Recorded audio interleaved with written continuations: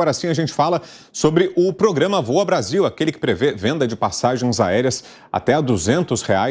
Ele continua patinando, ainda com dificuldade para sair do papel. Depois de uma série de atrasos, o anúncio do lançamento estava previsto para a próxima quarta-feira, mas não vai acontecer não. O Ministério dos Portos e Aeroportos teve de adiar os planos mais uma vez. Dessa vez, o que levou ao adiamento foi a viagem do presidente Lula. Ele vai embarcar amanhã para a Colômbia. O presidente terá uma agenda de encontros que inclui uma reunião com o colega colombiano Gustavo Petro.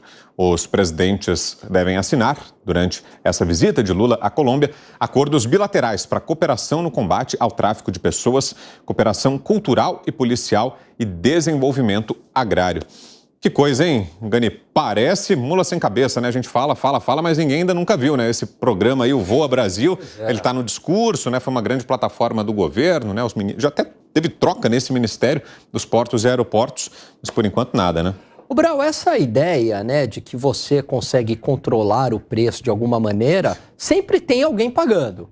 Então, se você força a empresa a vender uma cota ali a R$200, o que a empresa vai fazer? Ela compensa cobrando dos outros passageiros. Então, alguém está pagando por isso. Se é via subsídios, a sociedade inteira está pagando por isso. E aí, é prioridade da sociedade brasileira ter passagens a R$200 por uma parcela pequena da população? É realmente prioridade ou é saneamento básico? Ou é segurança pública? Os recursos são escassos e, dado a escassez dos recursos, a gente tem que estabelecer prioridades. Para onde que vai o nosso dinheiro? Tem que ser para financiar a passagem a R$200? Não me parece que é a prioridade da população brasileira. Uma família mais pobre, ela prefere muito mais saneamento básico do que, eventualmente, uma vez na vida, voar de avião a R$200. E você, Piperno, apesar de a gente ainda não conhecer em detalhes, né, como é que vai funcionar o programa, quais vão ser as regras, quais são os valores, os critérios para quem vai ter direito a essas passagens mais baratas, mas em linhas gerais, dos conceitos que já foram apresentados, daquilo que a gente tem até agora, te parece uma boa ideia ou não, Piperno? Eu acho que vai virar um programa viúva porcina, né? Aquele que como é que é o viúva porcina? Aquele que foi sem nunca ter sido. Vai ter esse adiamento, porque veja, chegaram a falar na venda até de 5 milhões de passagens, a gente fez uma conta aqui, a R$200, programa de 1 bilhão.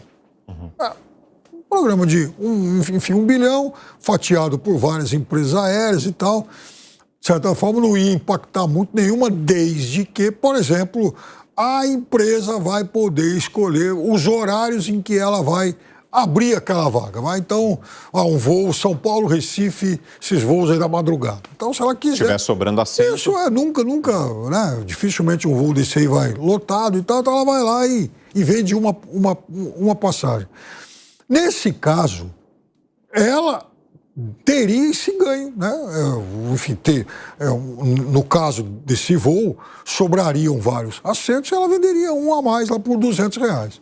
Agora, imagina o seguinte, se ela fosse obrigada a abrir uma vaga em todo o voo, ponte aérea às 8 da manhã, aí ela vai ter que dar uma vaga, vai ter que abrir uma vaga. Nesse caso, você está onerando a empresa. Então, é preciso entender esse tipo de regra, porque, dependendo da modalidade, você pode onerar a empresa. E em outro sentido, você pode, inclusive, garantir essa empresa até uma demanda que ela não tem. De qualquer forma, eu acho que o governo não deveria pagar nada. Eu acho que o governo não deveria entrar com subsídio algum. E aí, Segré? Quem faz os nomes dos programas do governo deveria ser demitido.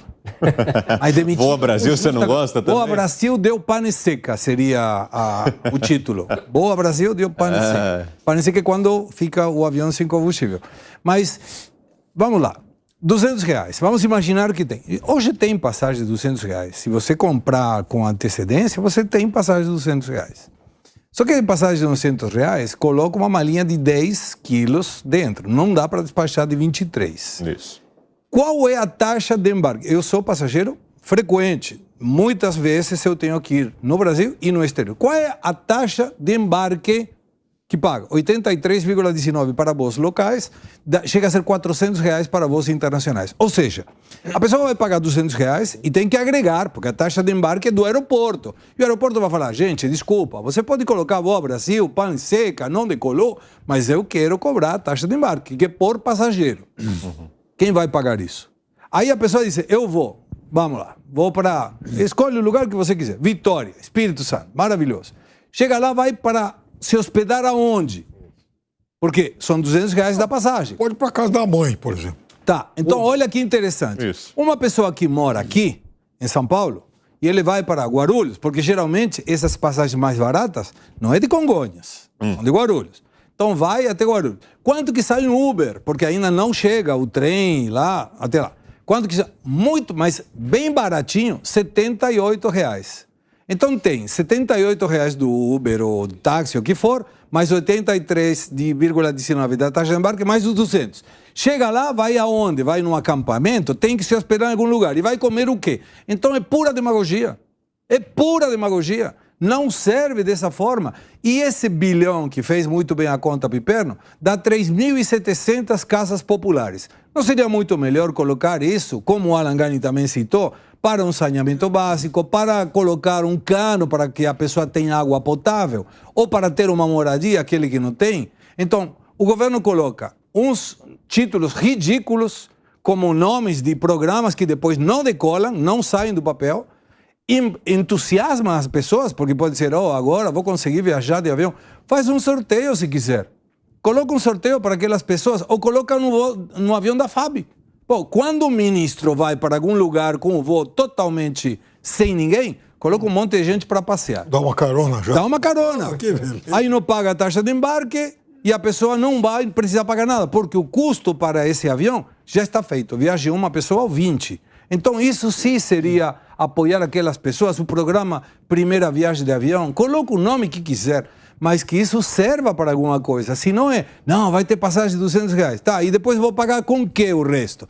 Esse problema é seu. Pô, não serve. Eu vou dar uma ideia do que fazer com esse bilhão. Vamos lá. Mas sério mesmo, tal. Inclusive, o governo, anota aí que é de graça.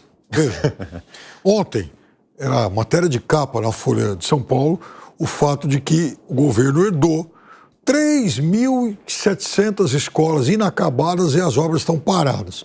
Um ano atrás, o governo anunciou a retomada disso e praticamente nada foi feito. Algumas vão ser entregues agora, e aí o governo alega que há problemas, inclusive de convênios com estados, enfim. O fato é que você tem 3.700 escolas com obras inacabadas que o governo herdou.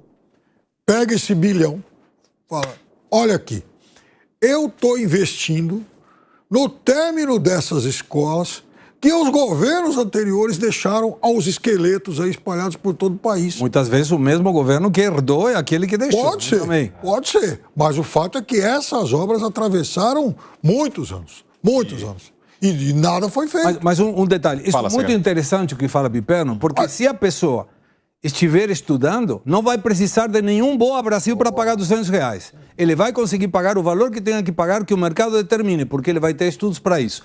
Mas o populismo não gosta disso. Tem até no estado de São Paulo, que eu vi lá a lista, eu sou chato, né? Fui checar todos os estados do país. São Paulo tem 60 e poucas escolas.